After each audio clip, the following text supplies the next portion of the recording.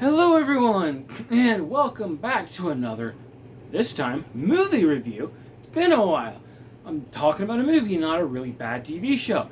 And not just any movie, we're talking about Masters of the Universe 2026, if you couldn't tell by the title. Something, if you saw my trailer review, you'll know that I really wanted to be good. I really was hoping this movie would be good because I love He-Man. Grew up on the 2002 show. Appreciate the original. Not my favorite, but I appreciate it. So I really wanted this to be good. Was it? Yeah. I can thankfully say this movie was awesome. Loved it. Had a great time. Not a perfect film by any stretch of the imagination, but it was fun. I really enjoyed this movie. I had a lot of fun watching it. The whole time I'm sitting there, I had a big old smile across my face. And it was nice to watch something new that I enjoyed. Now, if you're someone who just wanted to, basically come in and get my quick thoughts on it, decide whether or not you were going to go see it maybe you weren't going to go see it based on my thoughts, maybe, I don't know. There you go. If you don't want any spoilers, click off now, because I'm going to get into spoiler territory. I don't know how deep I'm going to go, but I'm going to talk about kind of like the basic premise of the story and some major things that do happen. So basically, very simple story. It's kind of like this, runt of the litter, gets sent off, has to, find his way back home and learn how to, be a man, how to, deal with power and all these things. Finds his way back, has to, fulfill his destiny and save the day. Basic kind of, which is fine, it works, it's great, there's no problem with that. Some really cool themes here about what it means to be a man, how to wield power properly, things like that. A lot of good messaging in this, which to me is the core of this franchise, wielding power properly, what it takes to be a, quote, man, A lot of people like to throw around, masculinity is toxic. It's like, no. What you guys consider toxic masculinity isn't masculinity at all. It's childishness and BS and just stupidity.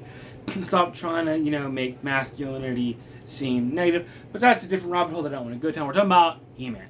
So the story starts off.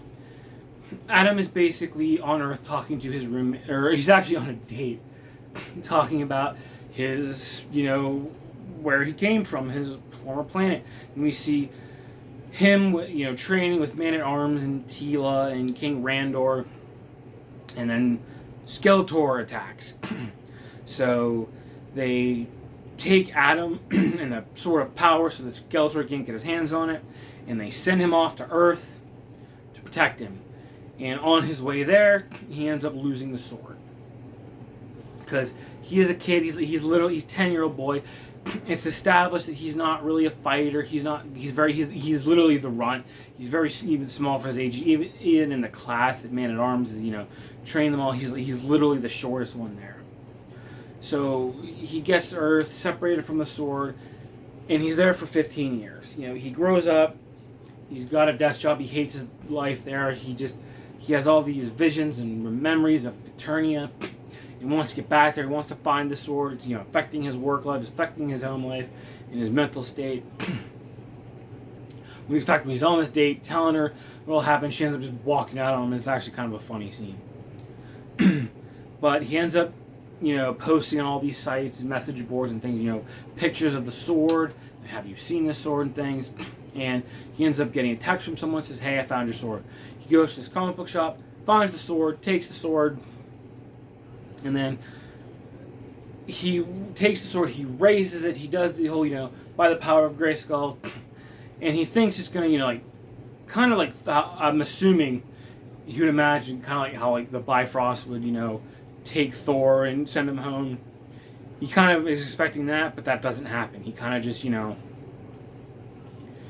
nothing happens. But it does, unbeknownst to him, send a signal out that is intercepted by both, pardon me, Teela and the Masters and Skeletor.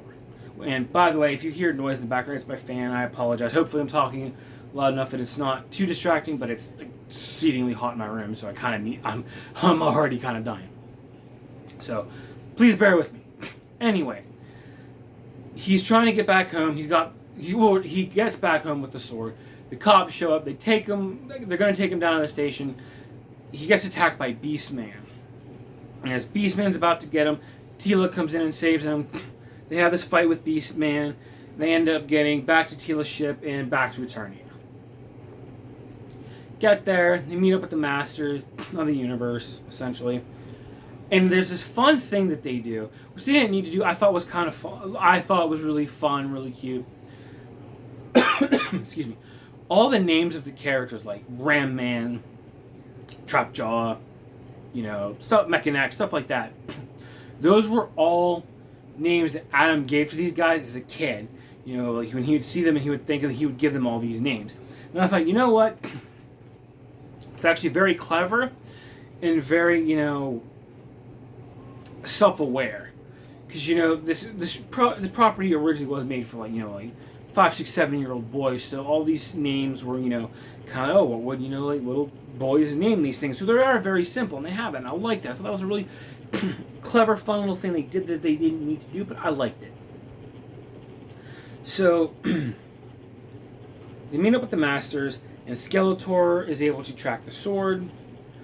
He shows up there to try and take it. They run off. While they're, running, they end up getting intercepted by Trapjaw.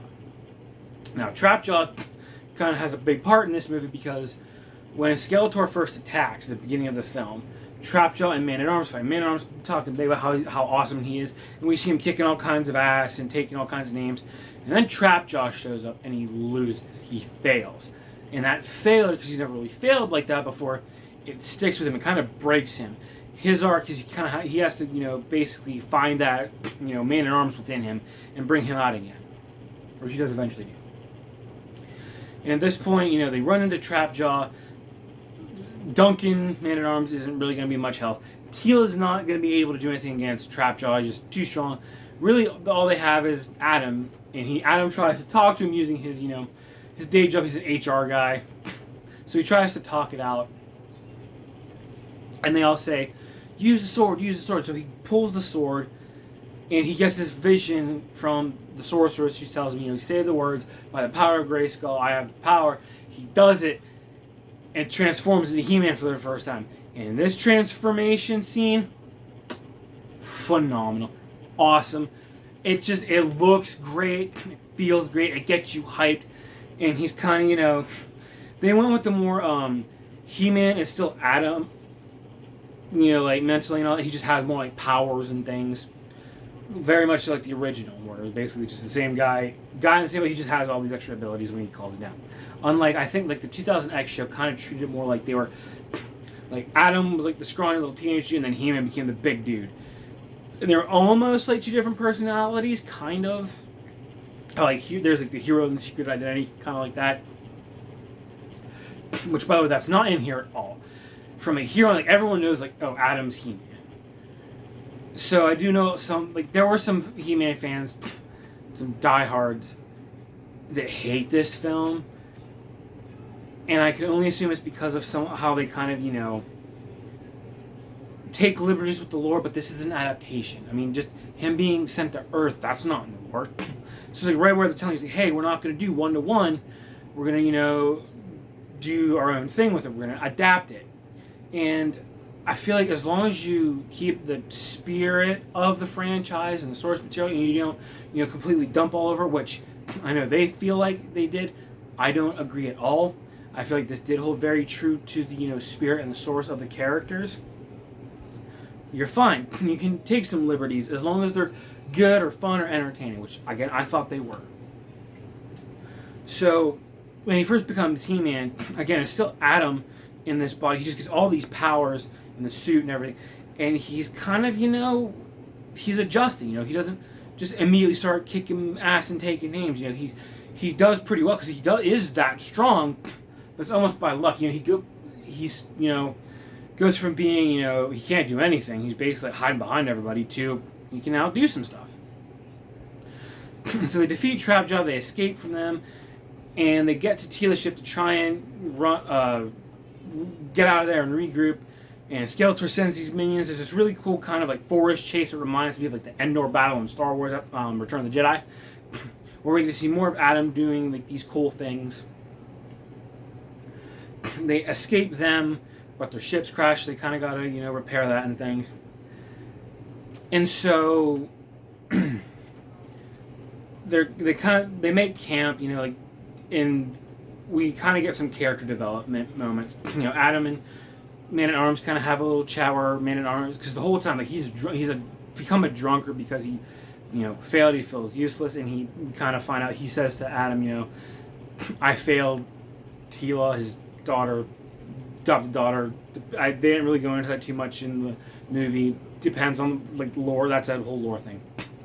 But he basically says, I failed Randor. I failed you. I failed her. And it's better for her to think of me as a drunk that could potentially be saved than as, a washed-up warrior who failed. And Adam's kind of like, well, remember what you used to tell me when I was a kid. Kind of like flashback to the beginning of the movie. He goes, whenever you fall, you don't stay down, you just get back up. He goes, well, Duncan says, well, maybe we should do that together. And then Adam and Teela kind of have this moment where you think, they're talking. She's like, I thought about you every day. I missed you and all this stuff. And Adam's like, yeah, same. Me too. And he kind of closes in to go to kiss her, and she's, oh, as a friend, we're always friends. All we'll ever be, and nothing will change that. So she basically friend zones him, but the way it's, at least for me, maybe I'm, maybe I'm biased. Maybe I'm, too hopeful, like wide-eyed and bushy-tailed.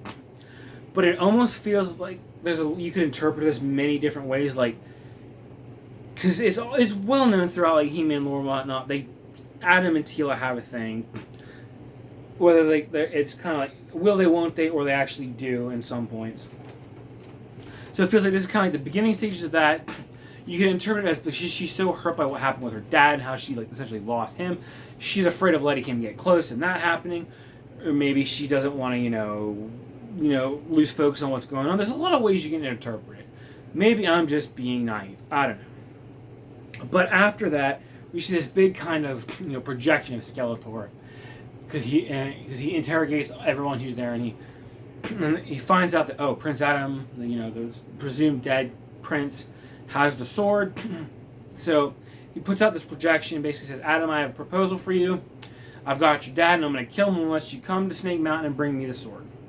So Adam, he sees this, he gets mad. For most of the movie, he's not really been like the action guy, go-getter. He's been very much the person to, want to wait and talk, which is very important for later. But this time he's like, no, I'm charging in. I got the sword, I'm going to kill him with it. And he goes, I'm going with her without you guys, because Teela's kind of like trying to, hey, you can't just, give him the sword. You got to be careful. You got to think this through. And Man-at-Arms is like, we're with you. Because he kind of knows, like, if Adam just does this completely alone, he's screwed. So they go there. Adam meets up with them. There's this big fight. Because Skeletor has Randor. And he's like, all right, give me the sword. And Adam's like, no, release him first. And Skeletor's like, yeah, no.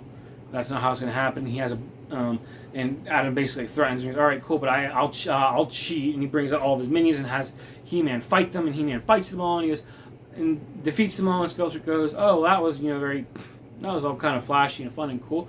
But now what are you going to do? And he has Evil-Lyn freeze him, and he's still like taunting him about how he's going to kill his dad and all this. And it's kind of I know a lot of He-Man fans didn't like this, thought this was kind of woke, which the movie's not woke. I don't care what anyone says. He basically Evil-Lyn got him frozen. He kind of fires an energy blast from his sword, and it goes between Skeletor and Randor to the point where Skeletor kind of gets shocked and kind of takes a step. He kind of gets thrown back, but then where it hit, it causes kind of avalanche at the roof, and it caves in on Adam's dad, King Randor, and essentially kills him. And they have this heartfelt moment where Adam talks to him in his final breath. He says, I'm finally what you want me to be, and I'm a different person. He's, that's not what I ever wanted you to be, Adam. It was just, you were always just so small and the world seemed so big to you. I just wanted to make sure you were strong enough to protect yourself. And now you are. And then he dies. And a lot of people remember, Adam killed his dad, that's so stupid. And it's like, they're trying to say that he can't do anything right, they're making a joke out of him. to me, it feels like that's a lesson he needs to learn. That's like his Uncle Ben to Spider-Man, right? Like he charged in there initially, head first, with both arms swinging. He didn't really think about it. He didn't come up with a plan. Excuse me. And look what happened. He also doesn't know how to use these powers yet. So he just dove in and didn't think. And he realized that's not the way to go. So he ends up getting Skeletor gets the sword. He imprisons Adam, Teela, Man-at-Arms, all with all the other masters. And they're there. Adam and Man-at-Arms have another, chat. Have their heart-to-heart again, and they kind of like gives. That's when Adam says to. This is when Adam and they have their moment where like, remember what you told me, like when you knocked me down as a kid. It's like always get back up no matter what. That I was here, not earlier on when they were in the forest. My apologies. So they have here that inspires Adam to get up, and he, uses his, like the things he learns in the different, human resources, like meetings and things to try and, gather all the masters, get them pumped up. They devise a plan on how to get out of there. Basically, they end up breaking because the Ram Man deposits that like these bars are made out of, I can't remember what the metal they call it is. It's like they're unbreakable, even I can't break them. He goes, yes, the bars are made out of that, but these walls are just rock. So they basically use that and they have like this, they have Roboto who's with them, and she, which is weird that they gender swapped the robot, but it's besides the point. Kind of like blast the wall, the rock at the walls loose for them to push everything down, and they escape.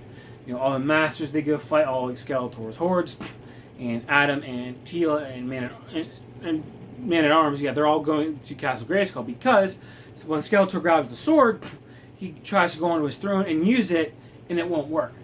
So Evil-Lyn comes up with the idea, if we go to Castle Grayskull, maybe I can perform a ritual there, and it'll work. He goes, you better hope it does. So they're heading there. Adam and Teela, they figure out that he's going there, so they go there as well. Basically, Man-at-Arms and Roboto and everybody, they're holding off all of Skeletor's forces while Teela and Adam go take care of Skeletor and Evil-Lyn. They get there. Adam gets the sword. Teela and Evil-Lyn have their fight. He goes to fight Skeletor. Skeletor fires a blast from his Havoc Staff at Adam, who blocks the blast with the Sword of Power, and then it shatters. Skeletor kind of like picks up the hilt with the broken pieces on it, and he kind of mocking the hole, and then he stabs him like right in the torso, and seemingly kills him. While he's dead, and Skeletor has this telepathy, where he kind of like if he touches somebody, he can kind of like mess with their brains and whatnot, and he's showing Adam all like the ways that he's failed and all these how he's like, you're not fit for Eternia, and he shows him all these HR meetings that he hates and his job and his life, and he slams him in his bed in his room and just leaves them there. And then the sorceress comes to him and basically tells him to get up, and he's like, because he goes, is this the end of my dad? She goes, for now, unless you want to get up. He goes, what do you mean get up? The Sword of Power is gone. She goes, what do you mean get up? He goes, she goes, well, you have the power. He goes, what do you mean? The Sword of Power is gone. And she says to him, Adam, what do you say when you raise the sword? He goes, by the power of Grayskull. And she says, and he goes, I have the power. And she goes, yeah, Adam, the sword was never, the actual, like, it was basically just, and this is kind of pulled from the one good thing from the He-Man that was done by Kevin Smith is that Adam is basically the spark. He is the chosen, he's whatever you want to call it, that actually is access. He is essentially the power of Grayskull. The sword's kind of like just a conduit, and that's what she tells him. She goes like, you have the power. You are it. It's not the sword. The sword doesn't make you. You make the sword essentially. It's just a tool. You have what you need within you. So get up. So he kind of like wakes up in his, comes back, snaps back to reality. He gets up, he pulls the sword out of his chest. It starts to reform. He calls down the power, becomes He-Man again. And right as you think they're going to have this fight, he decides he's going to just, Skeletor, I have a proposition for you, like Skeletor did earlier. He goes, you've done all these terrible things. You destroyed my world, cost me my dad, all these horrible things. I'm going to give you a chance. Just stop. I'm going to give you a chance to, you don't have to fight. We don't have to do all this. Just do something good. Skeletor essentially just laughs, calls him a boob, which is hysterical, which, by the way, the insults that Skeletor throws over in this movie are immaculate. Absolutely hysterical. And Skeletor basically says, you boob, I'm the villain. I like being the villain. I like being bad. It makes me feel good. So he grabs his staff, he charges at He-Man, and He-Man blocks it, and they kind of have this, grapple. And Skeletor says to him, besides, you may have the power, but you're too scared to use it. And Adam kind of pushes him off. He goes, I do know how to use it. He stabs a sword in the ground and says, I just choose not to. And then, excuse me, and then proceeds to lay down the worst smackdown on this man that I've ever seen. He's ragdolling him like Hulk did to Loki. He's grabbing him by the ankle, bashing him off pillars, throwing him into the wall, smashing him into the ground. And then he does the Arkham Batman, the beatdown thing where you stun them with your cape and you just hit square. He does that to him. He throws these haymakers. It kind of reminded me of the Arkham Origins Batman and Joker fight, the way they do these shots. It was really cool. He ends up breaking Skeletor's jaw at one point. And then Skeletor he stops. Skeletor fixes his jaw, and he goes, all right, so what do you want to talk about? And Adam says to him, time for talk's over. He's like, you had your chance. Skeletor charges the staff. Adam grabs it, crushes it, and destroys it, and Skeletor dies. We'll come back to that. But basically, Skeletor's defeated. The day is won. And then we skip ahead 6 months. We see Eternia. It's all rebuilt. It's got its color back because when Adam comes to Eternia after Teela finds him, it's all it went from being this beautiful, scenic, magical land to just dark and black and ashy and everything. And it's got, its color back and everything. And we get to see Adam in more of his and Teela actually in more of the more cartoon accurate kind of outfits. And they have this fun little scene where they ask Adam, essentially, you had all these names for all these other people. Did you have one? First of all, Teela goes, did you have one for me? And he's kind of stumbles over and goes, yeah, a warrior goddess. And she kind of looks at him and goes, well, I was 10, so, it's whatever. And well, you definitely had one for yourself, didn't you? He goes, no, I didn't. Come on, you definitely did. He's like, yeah, but you guys will laugh. And well, we most certainly will. But come on, tell us. And he goes, He-Man. And they start, mocking him. He-Man, that's goofy. He-Man, it's kind of, it's double. It doesn't make sense. It's kind of redundant. And it's funny because, again, it is very self-aware. This is, again, kind of, the goofiness of the names and things. But then they get this distress call from this village. And they're and Teal's well, I guess you're up, He-Man. So he grabs Cringer. He runs off. And Man-at-Arms and the other Masters, they kind of make a comment of is he running off to secretly change again? And Man-at-Arms is yeah. And he goes, did he just forget that we still know? Does he think we forgot? He goes, should we just turn around and make it and not look to make it easier? And Man-at-Arms nah, just let him do his thing. So we see the lightning bolt come down. We see him on Battle-Cat as He-Man. Cringer's got the full Battle-Cat garb. He Battle-Cat kind of raises up on his hind legs. Adam raises the sword, and it ends. So that's basically the story. Now, we do get 3 post-credit scenes. The first one's immediately after. So I guess you could say it's a pre-credit scene, I guess. With Orko, we get a quick little cameo from Orko, where in the original show, if you've never seen it, at the end of every episode, they have these little kind of vignettes, which were basically these little morality things, telling the overall theme of the story, doing drugs is bad, or being greedy is not a good thing. You should never, you should never take little moral lessons like that. And they do that in this movie with Orko, and I thought that was so cool because he basically pops up the camera and he's talking to the audience. He goes, as we learn today, boys and girls, being strong doesn't always mean brute force. Sometimes just knowing when to try to appeal to people. And also, if you have a skull for a face, you're almost always the bad guy. And then it cuts. We have like this really like, very like 80s, looking kind of credit scene. Then we get the mid-credit scene where we get to see Queen Marlena talking to Duncan, and she says to him, I had lost hope for both of them. And Duncan says to her, maybe she's still out there. And it cuts, and we see just this woman standing, red cape, blonde hair, and you He-Man fans, you know who I'm talking about. And we hear this voice off screen say, like, Captain or Commander Adora, is that you? And this woman says, not anymore. And there's a cut and a pan to a sword with a blue jewel in it that looks like a slightly altered version of the Power Sword. So it's like, we're getting She-Ra. They're like, they're teasing She-Ra, or they want to do She-Ra, but basically She-Ra's a thing. Like, that I thought was very cool. Wasn't expecting that. And then we have a third credit scene. At the very end, once all the credits have rolled, you see Skeletor's skull lying there in Grayskull. Evil Lynn walks up to it, picks it up, and says, "Oh, you've seen better days, or look better," something like that. She kind of like wraps it in her cape, runs off. It cuts to black, and you just hear him laugh, and that's the end of it. It's like, there's no way you're gonna kill Skeletor. I knew it.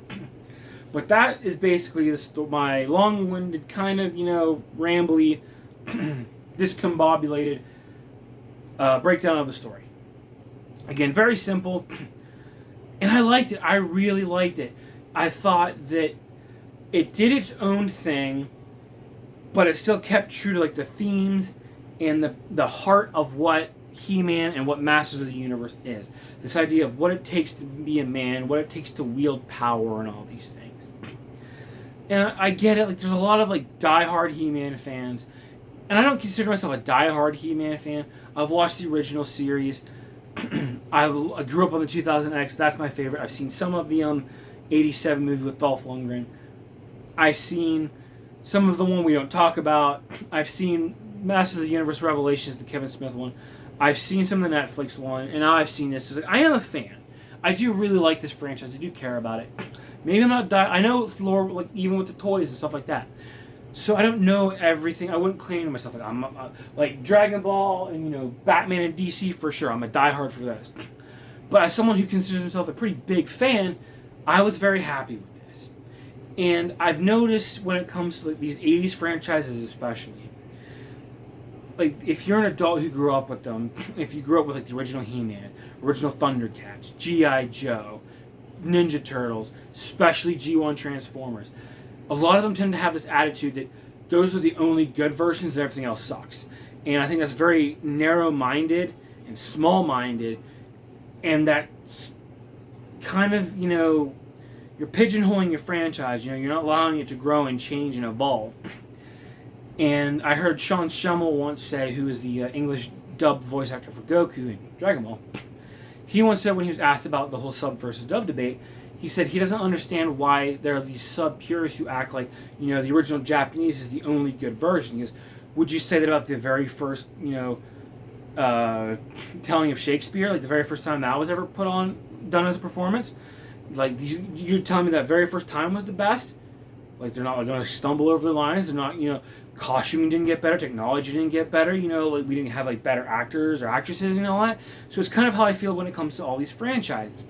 You have all these other adaptations. It's absolutely fine as long as they stick to those core aspects. The original one isn't just the best one. It's like the very first Batman comic isn't the best Batman comic. Or like the very first Spider-Man movie doesn't necessarily mean it's the best Spider-Man movie. Or the very first Superman series isn't necessarily the best. I'm not saying you have to say like the stuff that comes after it is as good or better. But I feel like to say, especially as a big Transformers fan, I have to deal with this. For someone to say that, G1 is the only good Transformers, when stuff like Transformers Prime exists, I'm sure I can't take you seriously. And I feel like you're doing a disservice to the franchise you claim to love by not being open-minded enough to accept that, things can be different. They don't have to be one-to-one. As long as, like, again, I'm going to keep saying, as long as the core, heart, and the themes of the franchise are there, and it's well-written, it has to be, like, executed well, written well.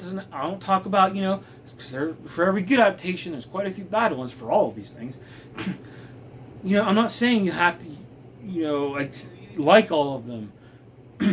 But it's just, I think a lot of people, because it's not one-to-one, because they're, changing the lore, and because of the fact that Adam he's written as, a 25-year-old in the year 2026, he is going to, have some of that talk and that vocabulary that is, very present in current day, which does kind of date the movie a little bit, but doesn't kill it for me. And he does kind of come off as a little bit of a goofball and kind of a knucklehead, but you figure he wasn't raised around the Eternian thing. After age 10, his formative years, he grew up on Earth, so he's not going to be accustomed to a lot of the Eternian stuff. So he'll say things that might look weird, and he's going to act weird. He's going to do some things that are more, acceptable on Earth, not so much on Eternia. That's why he kind of does. Now, granted, I do think they go a little overboard in some areas, but I'm not completely, against the idea, right? But overall, I really liked it. I liked the story. I love seeing all the cameos. I thought the stuff that they did do was very interesting, and it was, for the most part, executed pretty well. Jared Leto as Skeletor standout. Most people agree he's probably the best part of it, and no one saw that coming. Especially not when it was announced it was Jared Leto. But he killed it. He nailed it perfectly. He kind of felt like, at least to me, the closest comparison I can draw, he felt kind of like a Batman the Animated Series Joker, like an Arkham kind of version of Joker, where he'll say something kind of like goofy or funny and immediately do something heinous, then go back to something funny and then something heinous, so you never know what he's going to do at any given time, like when he's on screen, and that makes him so interesting to watch. And I loved it. I love Skeletor. Skeletor was just, anytime he was on the screen, it was just like, and a lot of the comedy with Skeletor was phenomenal. He was hysterical. But he was also very sinister, too. He could flip that switch when he needed to, which was awesome. Now, that being said, as much as I liked it, there are some things I didn't like. I'll say out there I had some issues. One of which being the CGI is very inconsistent. Like, half the time it's good, half the time it sucks. Like Roboto looks pretty good. Cringer looks terrible. Cringer looks like a cartoon, whether it's Cub Cringer at the beginning or like full adult Cringer when he's with Adam and the Masters, or whether he's Battle Cat. He just looks like a cartoon. He doesn't look like he belongs. It kind of takes you out a little bit. But then, like, Eternia itself and the CG there looks very good. Grayskull looks gorgeous. Snake Mountain looks gorgeous. I've said this before. I'm going to keep saying it. If you've watched any of my videos, I'm not a fan of race swaps. So that did kind of bother me. But it didn't bother me as much as some other ones, because these ones felt like they did it because it was just because they felt like these were the right characters for, like, Idris Elba as Man-at-Arms. That is a race swap. And, Duncan's a white guy. Teela's technically a race swap because I believe Camila Mendez is, like, Hispanic and Teela's not. Again, she's supposed to be, like, the daughter or adopted daughter of Man-at-Arms, but she's, I believe, is the daughter of the sorceress. So it's like you're kind of mixing things there. Triclops, they race swap. And then, like I said, they mentioned earlier, the gender swap. Roboto, which was a choice. It's like maybe I guess they just did just have another girl. But none of it took me out of it. It was just kind of like, whatever. It didn't feel like it was done because we need more diversity. It just felt like, especially with Idris Elba and the actress who played Teela, Camila Mendez, they were both great. Most of the actors and actresses were great in this. And I do kind of wish we have gotten more with some of the Masters, but I get it. You had Teela, Adam, Man-at-Arms, Skeletor. We already had a lot of, like, characters to focus on that they couldn't all get a ton of time to shine. And I do think they could have eased up a little bit with the jokes, but they didn't. I wouldn't say they overdid it. They came close, but for the most part, I thought most of them landed. There were some that kind of made me cringe, but for the most part, I thought more of the jokes hit than missed, which was good. But all in all, I love this movie. I had a lot of fun with it. I'm definitely going to be picking it up on Blu-ray or probably 4K. If they do a Steelbook special, it'll probably be 4K, but I'm going to pick up the Steelbook for sure because I love Steelbooks. But I'd probably give this movie like 8 out of 10. Not perfect by any means, but I just had a lot of fun. If you want a movie that's just like a fun kind of, summer blockbusters kind of like popcorn flick, I'd definitely say go check it out. I can't say enough. I'm so happy this was good. But anyway, that's going to be it for me, because if I just keep going, I'm just going to keep rambling. And I've taken up enough of your time as it is, which, speaking of, thank you for watching. I appreciate it. As always, it means the world to me that you guys watch these videos. I love making them and talking about this nerd stuff. It's my passion. And if you enjoyed it, please consider leaving a like, a comment, subscribe if you want to see more. I got plenty of more stuff coming down the pipeline. Hopefully, got to get back on track. But yeah, that's going to be it for me. I hope you guys have an awesome day, afternoon, night, whenever you're watching this. And I'll catch you guys in the next one. Peace and love, everybody.